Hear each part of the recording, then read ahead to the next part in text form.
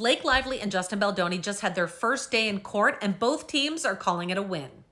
Neither Justin or Blake were in court today. Instead, their lawyers were going at it. Justin's lawyer said, "My clients are devastated financially and emotionally," adding that his clients have suffered hundreds of millions of dollars in damages. He said that they want the case to move forward quickly and for the sake of their own future livelihood. Blake's lawyer said that the retaliation campaign by Baldoni's team has been devastating for her and that you're not supposed to launch attacks on the other party's character. Both teams have been going at it in the media for the last several weeks, with Justin Baldoni's team even going so far as creating a website to put out evidence.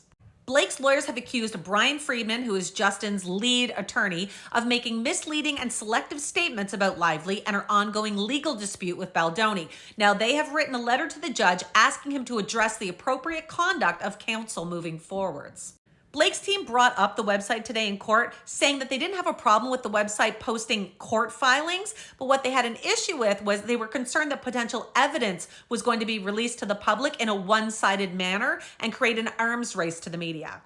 Justin's team responded and said that they blamed the New York Times article that Blake released for damaging his reputation, and the judge intervened and said, "I get it, this is why you guys are both suing."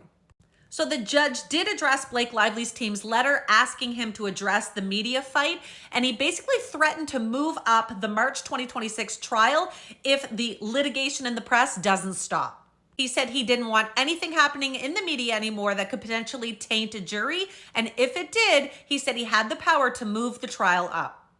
Blake's lawyers also told the judge they were going to be putting in the proposed protective order on Friedman before the courts by March 11th, and the judge made it very clear that the sooner they put it in, the better. The judge also let Blake Lively's team know that they would not be the ones who get to decide who's going to question Blake Lively in her deposition. The judge also had a lot to say about Justin Baldoni's new timeline that he uploaded to his website. The judge said it violates federal court procedure since it's basically just a narrative. He went on to say, "You can't just attach a factional narrative," and he asked Justin Baldoni's lawyer, "What's the purpose of this attachment? You can't just give me a whole bunch of documents." And Blake's legal team in response said that they're going to move to have the documents stricken, which looks like that's definitely going to happen, seeing as what the judge just said. At the end of the day, both teams seemed satisfied with what went on in court today.